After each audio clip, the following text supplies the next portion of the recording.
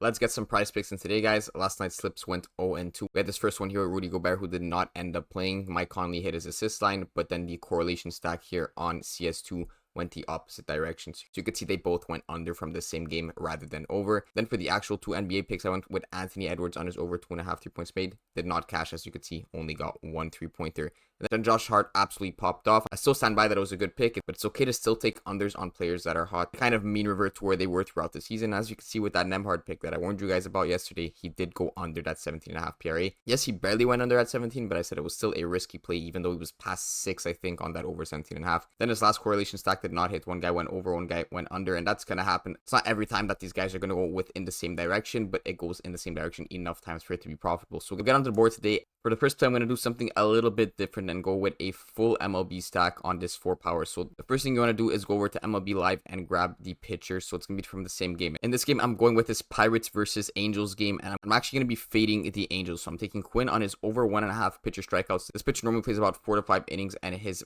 full game line is set at 4 pitcher strikeouts. So I do like the value at 1.5. There's not really any sportsbook comparison when it comes to this, but because we're taking a pitcher strikeouts prop and fading the Angels, the correlation is so strong that it doesn't really matter what his line is set at, as long as it's not a push line. So now we have him. We're going to be taking unders on players from this Angels team, and the first play is going to be Taylor Ward on his under 1.5 total bases, and we're going to match this up with 2 more players. This first one is going to be Mickey on his under runs. This last one is going to be Neto on his under 1.5 hits, runs, RBIs. Now, it's important to note that Neto is not going to be hitting in the first 2 innings. At least he's not expected to. If we go over to the MLB expected lineups, you'll see Mickey's expected to bat second, Taylor Ward expected to bat third. So obviously both these guys have the chance to get struck out by the pitcher, but Neto is batting 9th. So odds are he's not going to play in the first 2 innings. And if he does end up batting in the first 2 innings, that means our bet is not going well, because that would mean that the Angels are actually hitting the ball and getting on base and getting runs, which would completely destroy our entry, because Quinn is probably not going to be getting strikeouts in that case. And then Taylor Ward and Moniak would probably have some hits or runs. That being said, just because Neto is not correlated with Quinn directly, he's still correlated with the other 2 plays in this entry. If the Angels are not getting a lot of hits, runs, RBIs, then it's possible, since Neto is batting 9th, that he gets 1 less at bat from the rest of the team, and you could see all these guys go under together.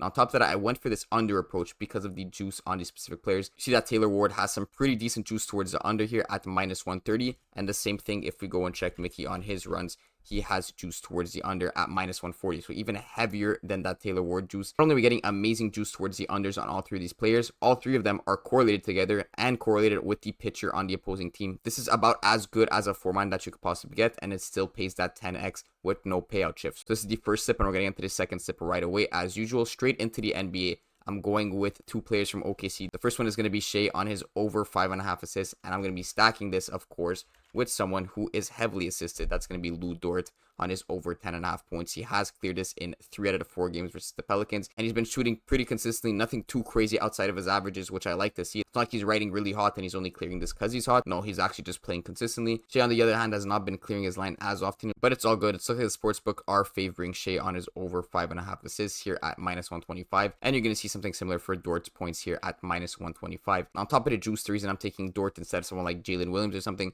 is because a lot of Dort's points are going to be heavily assisted. We could go over to this player scoring chart, and you're going to see that 83% of his field goal made are assisted, and obviously about 100% of his 3-point field goal made are assisted, and about half his points come from that 3-pointer. And the amount of 3s he's shooting is right around his averages, maybe even more. You can see he got 5 3-point attempts in game 4 of the Pelicans, 8 here, 6 here, and 4 here. So shooting a bit above his averages, where he averages about 5 3-point attempts per game, so he's shooting a bit above that. And then in terms of his actual hit percentage, nothing too crazy. 2 of 5 here, 4 of 8 here. This game was really good, 4 of 6 and 2 of 4. So it's not like he's shooting too crazy. He's not shooting 5 of 5 or anything crazy like that. And you could see he cashed 11 points, 12 points, and 15. And he's been putting in some very good minutes. So I'm definitely loving this OKC stack for game 1 versus Dallas. To end it off, I'm going to be going back to the MLB and taking a stack from Baltimore. The first pick I'm going with is Adley on his over 1.5 total bases. And I'm going to be stacking this up with the man in front of him, Gunnar Henderson, on the over 2.5 hits, runs, RBIs. As you see by the expected lineup, Gunnar should be batting first with Adley right behind him. The Orioles are one of those teams that are at the top of hits, runs, RBIs, but most importantly, we got to check the juice.